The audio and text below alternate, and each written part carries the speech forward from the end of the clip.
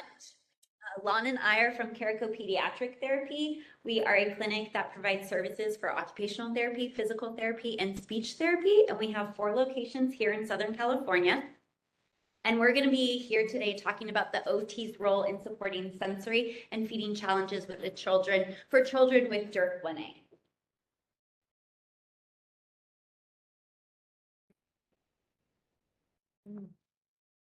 Sorry, should go now. There we go.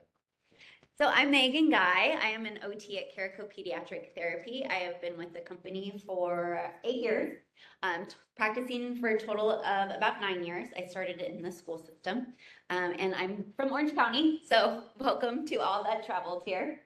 It's nice to see you all. And I am going to hand it off to Lan, who will introduce herself.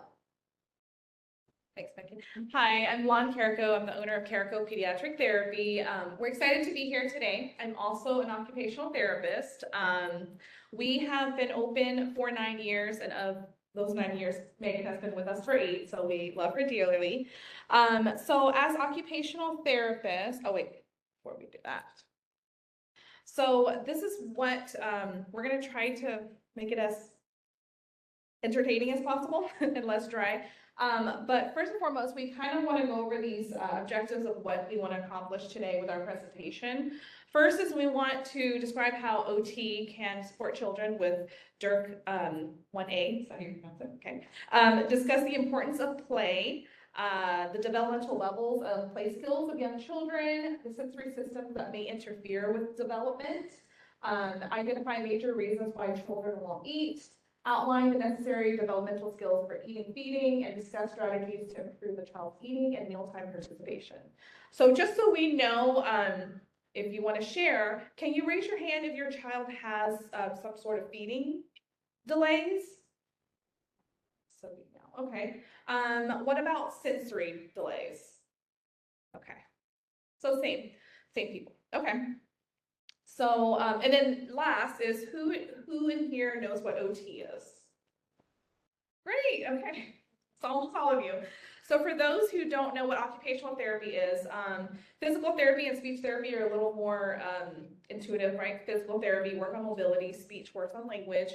For occupational therapy, the term occupation, for a child's occupation is to do all these things.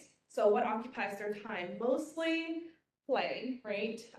But in occupational therapy, our goals are driven by the funders. So if it's school, then it's handwriting or cutting or, things participating in the classroom. And if it's insurance, medical based, then it has to be medical necessity. So we work a lot on feeding, hygiene and grooming, dressing, things like that. So here you'll see a picture of all of our wonderful Carrico kids in therapy, working on things that they have difficulties with at home. So including, let's see, so this little girl here is learning how to tolerate brushing her teeth. This boy here is tolerating oral motor for feeding.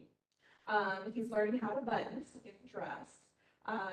Tolerating messy play, climbing, biking, and just having fun overall. Okay, so most important occupation for a child, like I said, is play. So play can be exploratory, symbolic, creative, or competitive in nature. It's supposed to be open-ended, self-initiated, self-directed, and unlimited in its variety. So for a child who have any delays in these areas, then they're unable to play. So we'll just briefly go over, the different stages of play. So 2 to 5 months for the sensory motor. They're exploring their objects. Everything is through touch and play. So this is when you have, when infants have rattles, they're starting to use their hands. They're mouthing things, so the teethers will help with that. And then these are things that you put on their feet so that they can bring their feet to their mouth. And then we have relational play, which is 6 to 10 months. So here, they're relating one object to another. So they're starting to pick up 2 items and doing things with them. So stacking, putting things in pegboards, and then shape sorter. And then when they're close to a year old, it's more conventional play. Everything is functional. So everything has a purpose. Here, a phone is only used as a phone. And then as they get older, then the fun begins. So here we have pretend play, which is from a year to year and a half. So pretending to drink from a cup with nothing in it, or using a spoon to cook when they're assimilating cooking. And then representational play is from a year and a half to 2. So here, if you look at the picture, this little girl here, she is taking care of this baby. So feeding the baby, putting the baby to sleep, usually is a sequence of 2 or more play. And then representational play gets a little more complicated at 2 to 2.5. And so here, this is when, when a child is 2, we usually buy these kind of toys for them, kitchen toys, and things like that. And 2 is when parallel play starts. Imaginary play goes from 30 to 36 months. So play is a little more complex now. There's multiple steps in the story. And then an example would be, they're playing house, and one person's a mother, the other person's a father, and there's a baby. And then 3 to 4 years is when associative play comes in. So this is when they're actually interacting with other kids, and oftentimes this is when they would go to preschool. And here we have kids, they're playing alongside other kids. They're not doing the same thing, but they're around other kids. They're not quite interested in other kids yet, but they like to participate in small groups with them. And then 4+ is when cooperative play starts. So play dates are important once your child hits 4. Playing together, understanding rules, understanding just the social aspects of play. Okay, let me go back a little bit. So play is important for occupational therapy because we use play as a means to have the child reach their goals. And so if there's any delay, so we work with a child with that's 5 years old, but is at a 2-year-old for their cognitive skills, we're going to scale back and not have the child play with another child in session. We'll do things at their level so that they understand the importance of it. So now the sensory system. So we all know there's 5 sensory systems. So vision, touch, hearing, smell, and taste. These are all relies on the external environment. And then we also have the internal environment information, which is proprioception, vestibular, interoception. And then we'll go into detail about each. So there was a study in 2017 by Earl that about half of individuals with DYRK1A syndrome has a diagnosis of autism spectrum disorder. And so with kids with ASD, a lot of them have sensory processing difficulties, and a lot of the times that's when you'll see the referrals come in for occupational therapy. So first, the tactile system. So this is still external environment information. There's 2 functions of the tactile system. So the first function is protective, so that will allow us to feel pain, temperature, and pressure. So if you give a child like a hot cup, a cup like a mug of hot chocolate, it's hot, they're going to retract from it.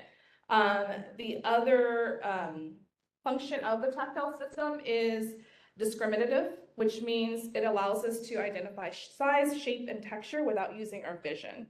So if I ask any of you who have a purse or a backpack to grab your keys, you would stick your hand in there and you'll search for the keys without looking. So then that's one of the other functions of tactile.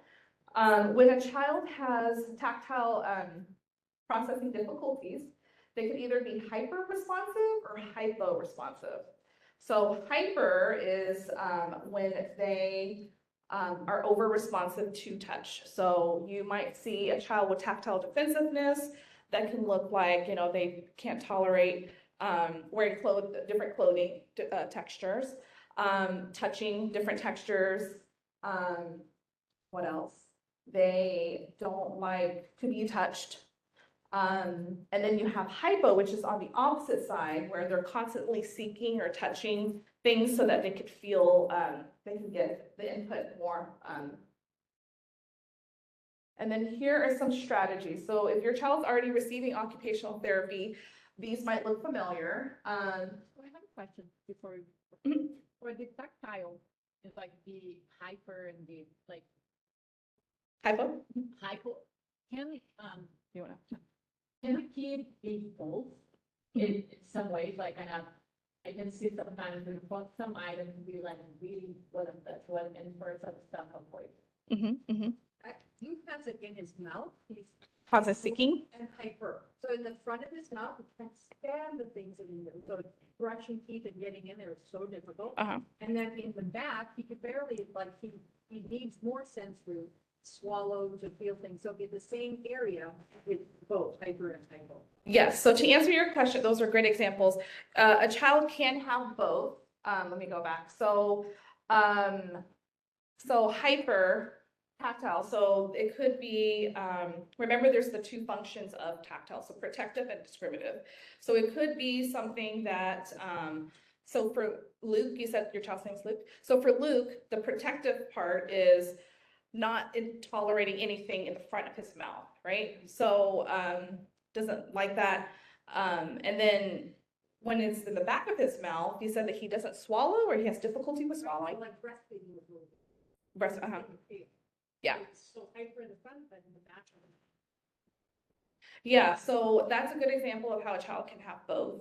Or a child who, tactile defensiveness, let's say the child does not like, my daughter, for instance, she has tactile defensiveness. She doesn't like wearing clothes ever. And so last week, for the first time in 3 years, she finally wore underwear. But she cannot tolerate clothes of any kind. However, so she's hyper responsive to that. But hypo, she loves slime. She loves touching all of the gooey, ooey stuff. So yeah, so to answer your question, they can have both. Okay, so strategies that we can do, front loading. So before the child is going to interact with the tactile media, front load. So mentally prepare the child. Tell your child about it. So for my instance, I would tell my daughter ahead of time, like, hey, we are going to, you know, the park tomorrow. We're going to the beach tomorrow. So she knows, like, okay, I need to wear that type of clothes, or like have the clothes laid out. So kind of giving them a little warning ahead of time is the front loading portion. If your child has an OT, you probably know what Wilberger's brushing protocol is. So that one is you use a Wilberger's brushing brush.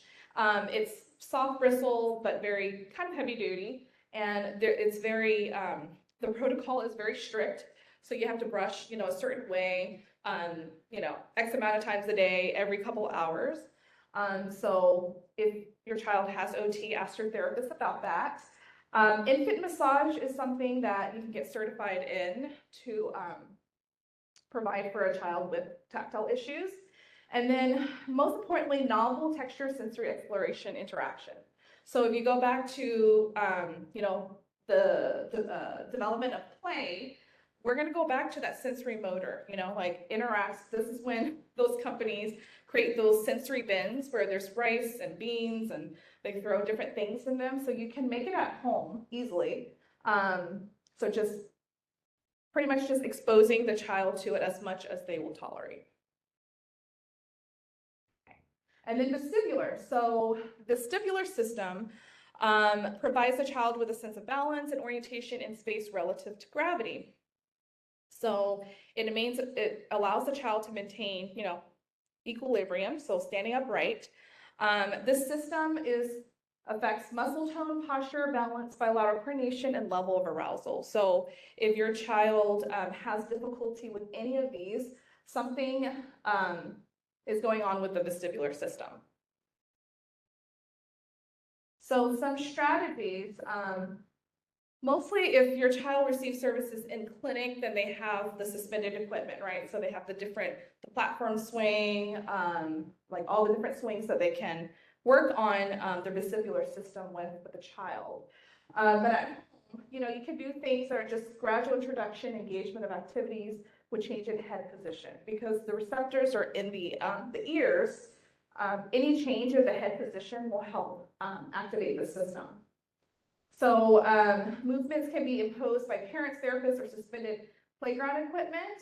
But if your child is old enough, if the child does it himself or herself, that would be best. And then just make sure that, you know, you're doing it in play context. So kids who have vestibular processing issues can be severe as having gravitational insecurity, where they can't tolerate, you know, being on any equipment. The playground is the place they don't like to visit. Also, car sickness is also a sign of it. Okay. Proprioception. So this system provides the child an idea of where he or she is in space. So knowing where their arms are, their legs are. That way, when they're playing, they know how to move, how to perform a task. So, for example, if you're looking at this kid here, he can't visually see where his arms and legs are, but his proprioceptive system will give him the input for him to know, you know, like, oh, I need to move. Let's say that there's like a toy right here. I need to move a little bit this way so I don't hit it. And kids who have difficulty processing this input, it could look like they're sensory seeking. So those are the kids who are often, you know, crashing into things, running into things, love to give people hugs, and always pushing, pulling, jumping, doing all of these big muscle items. So strategies for proprioceptive is obstacle courses. So, you know, use your sofa cushions, your pillows. If you have a tunnel, tunnels are great. You can make a tunnel. You can do one by putting, you know, like a bed sheet over a table and have them crawl through it. So anything that includes like climbing, jumping, weight bearing means, you know, putting their weight onto extremities will help with this. And fine motor activities involves, you know, application of force, resistance, or pressure. So for a child who have delays with this, with proprioception, you know, we will advise against using markers. So stick with the crayons, things that gives them a little more input when they're writing. And then here are some effective sensory tools that will address those systems that we just talked about. So we have a weighted vest, a compression vest. So these will give them that snug, you know, like the kids who love to always hug people or jump on people. We use these a lot. Weighted blanket is good. So oftentimes kids who have difficulty processing this, sleep is interrupted. And so putting a weighted blanket on top gives them that calm sense. And then here's another example. These are vibrating teethers, so that would give them input in their mouth. And then other teethers that they can chew and bite on. And then this is a nug brush, which is a tool that OTs use for oral motor exercises. And then the last system is interoception, which is newer in the OT realm. So this is the ability to read internal body signals. So sleep, temperature recognition, toileting, illness recognition, emotion regulation. So in all, for interoception, there is a program that OTs can use with your child with this, but they have to be trained in it. Again, like I said, it's a little bit newer on the side of occupational therapy. And the last thing is appetite that can affect a child. So with that said, we're going to move on to feeding. Hello. So we're going to segue into feeding because it kind of all can relate to the sensory systems as well. And we thought it would be important to do a presentation on feeding because there seemed to be such a high prevalence for the DYRK1A population that had feeding challenges. One of the studies done by Fernster in 2022 reported on 85% of the population having a feeding challenge. So a lot of the information we're going to be sharing with you today comes from Dr. Kay Toomey. She is a pediatric psychologist and the founder of the SOS, which stands for the Sequential Oral Sensory Approach to Feeding. She has over 35 years of experience working with kids who have challenges with eating. She goes all over the world teaching the SOS approach, and it's one of the main approaches we use at our clinic.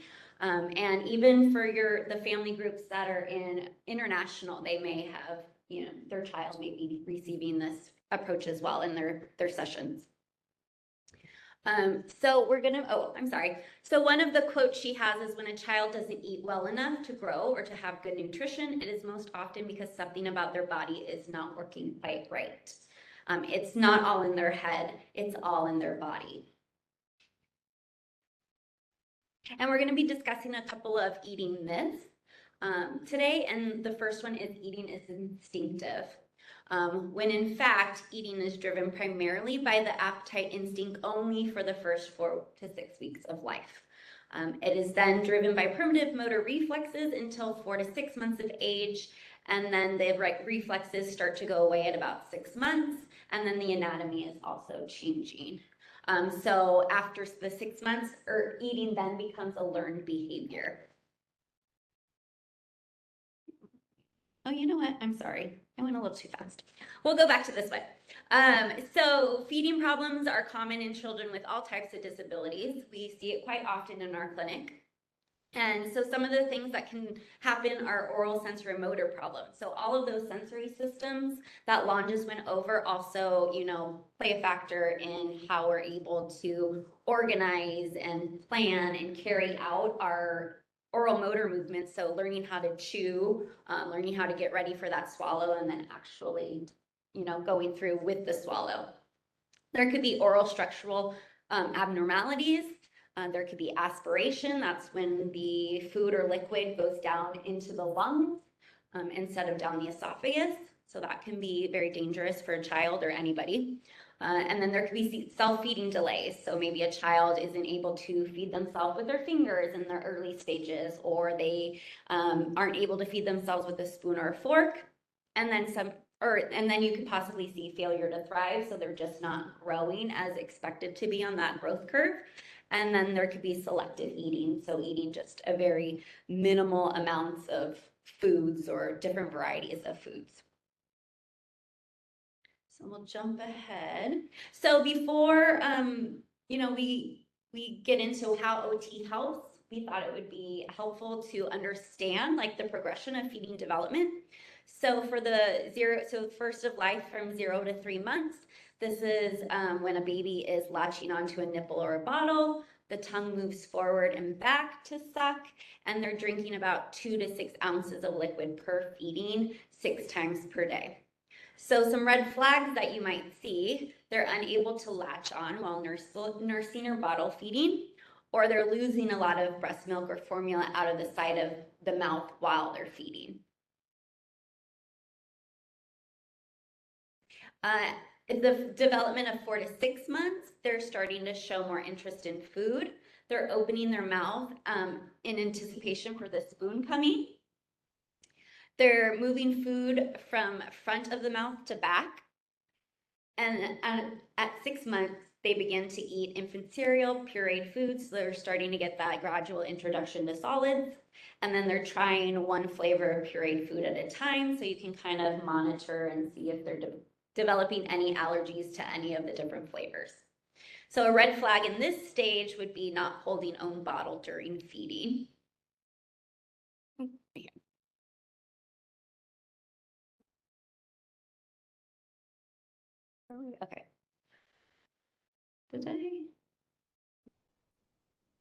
Here we go. Okay, so feeding development for the 7 to 9 month range. They're starting to hold and drink from their own bottle. They're managing thicker pureed and mashed table foods. They enjoy teethers that can massage sore and swollen gums as they're starting to teeth.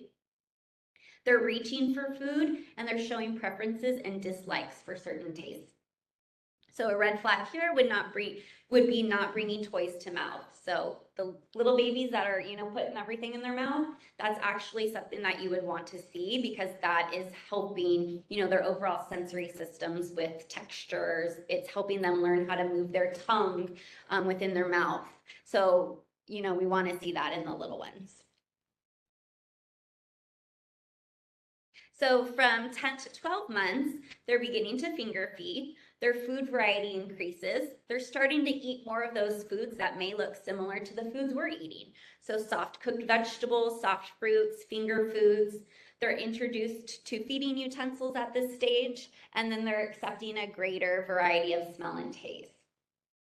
So something that might be alarming in this stage would be inability to transition to baby food purees by 10 months, or the inability to accept any table food solids by 12 months.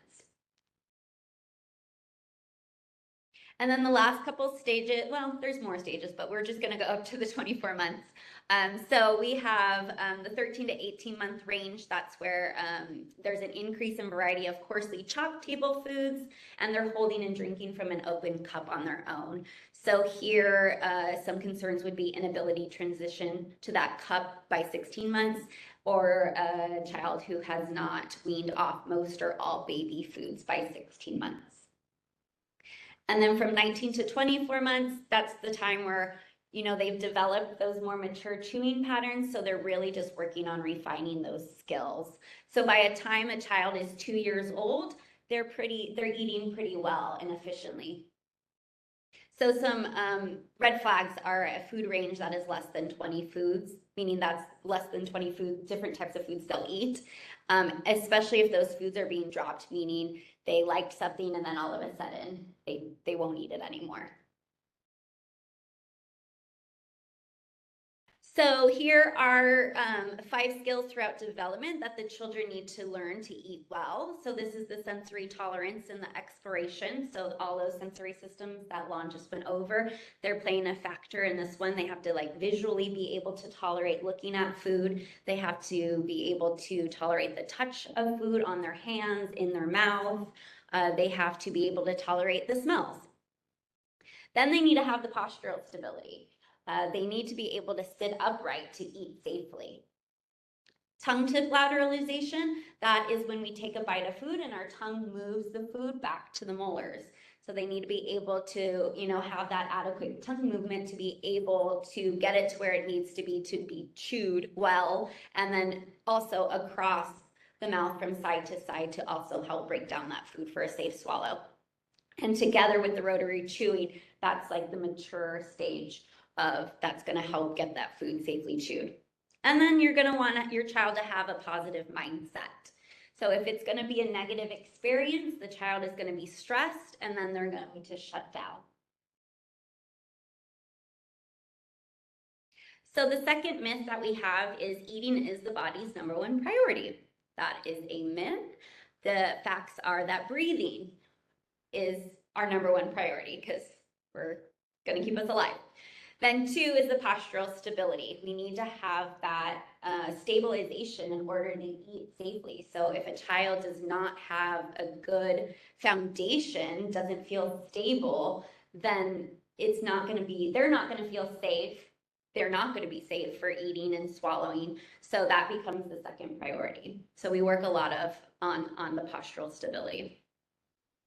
And we do that by following what we call this 90-90-90 degree posture. So we have the hips at a 90-degree angle, we have the knees at a 90-degree angle, and we have the ankles positioned at a 90-degree angle, or 90-degree angle. So we could use, something to support their feet. We can use all sorts of types of things to help hold their trunk upright. Even maybe we have to help with head neck control to get that ideal posture.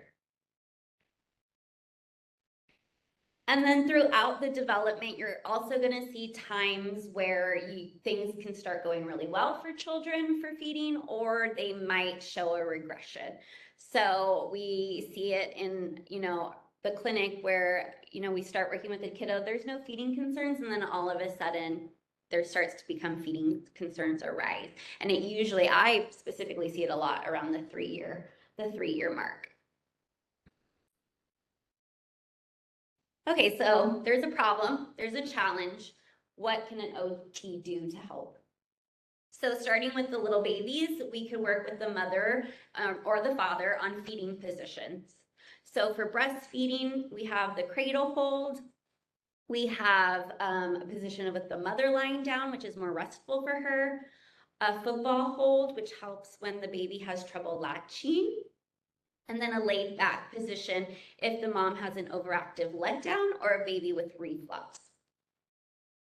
For bottle feeding, we have in the middle here, we have a baby sitting more upright on a mother's lap. This is an excellent position so you and your baby are looking at one another, so you're really helping with that social development too. And then you have the sideline position and then a sitting up position. So what all 3 of these positions do is they take gravity out of the scenario. So if a baby's kind of leaning back a little bit more, then the milk's coming out faster because gravity is, pulling it down. So if we have them on their side or sitting up more right, then the baby is allowed to control it coming in more so for them to better organize and manage the liquid for that swallow. I can't really understand the picture in the laid back. So the infant is on the stomach there? Yeah, on the stomach or even a little bit kind of on the side too.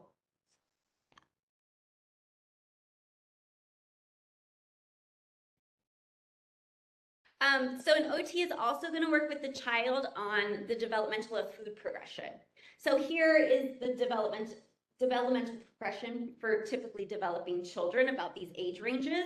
When we're working with a child, they may not necessarily be that age, but they might be developmentally at that stage. So we could be working with a 2-year-old who, didn't progress from liquids to puree. So we could be starting at that soft mashed table food level for them. So you're always working with the child's developmental stage rather than just what their age is. So here is a list of those foods. So purees is just, blended up foods. The soft mashed table foods would be like a mashed potato, very smooth, and then maybe progress to lumps. A hard munchable, you can see here the example with the little baby with a big carrot. I know it might sound scary to give a baby a big carrot, but really the idea is not for them to be eating that. It's for them to be exploring it, having it in their mouth, moving it from side to side so those tongue movements are developing. We have some meltable hard solids. Those are those puffs that you probably often see in the store, or those yogurt melts. They dissolve very quickly with little up and down pressure. Soft cubes, so those would be your banana, avocado, overcooked veggies. So this is the up and down with, minimal pressure, but it could pretty much be turned into a puree. Soft mechanical, there's 2 different types. There's a single texture and then there's the mixed texture. So a single texture would be those soft foods such as muffins, pasta, scrambled eggs.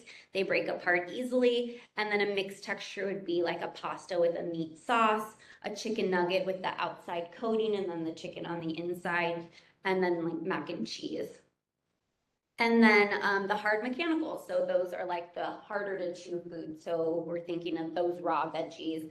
A hard munchable, if a piece does get broken off, then that actually then would become a hard mechanical. So it's the raw veggies, the raw fruits with peels, hard cookies, tortilla chips.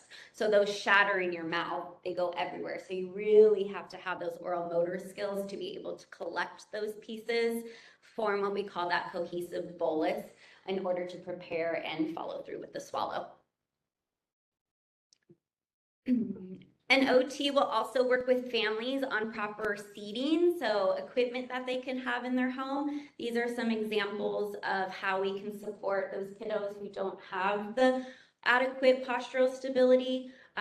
These chairs do tend to run a little bit more in price than the standard high chair, but these chairs will grow with your child. So even if they're 8 years old, you can adjust the chair and it can be just pulled right up to the table. So you'll have them for a really long time.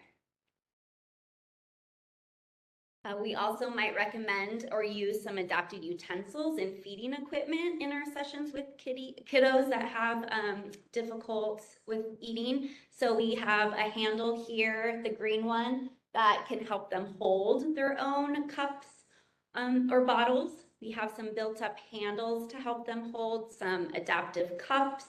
The one with the straw that looks like a bear, that's what's called a honey bear straw. So we can help a child control the movement of the liquid if they don't have that adequate suck to use a straw.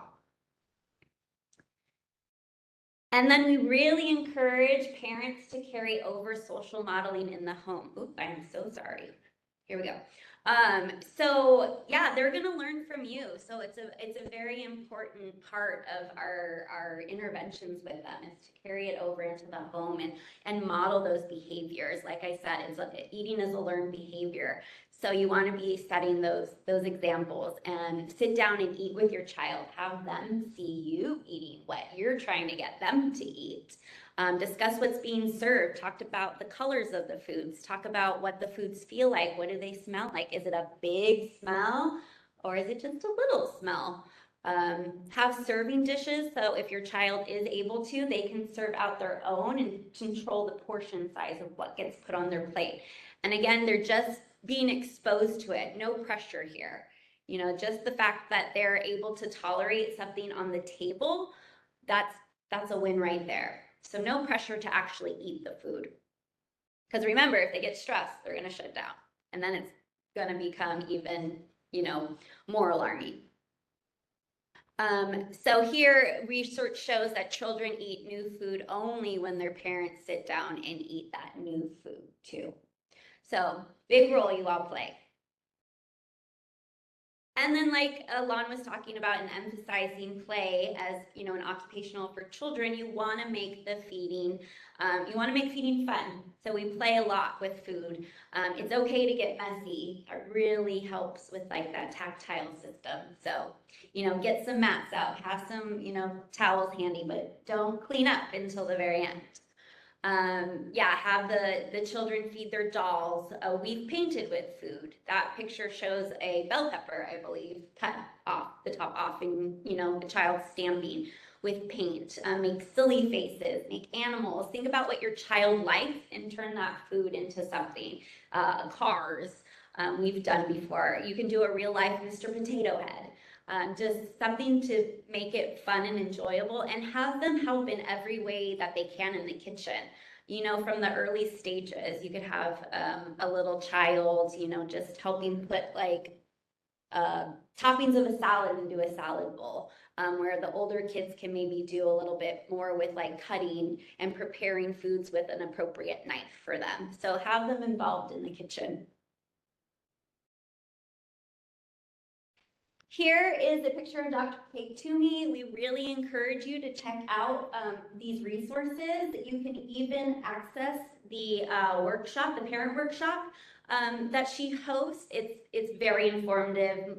You'll get a lot more details than we were able to share with you today. So it's really great. So we really do encourage you guys to check that out. Here are references. And then at Carrico, we have the pleasure of working with a child with DYRK1A. And we're just very thankful that her mom invited us to be here today. So thank you all. And are there any questions?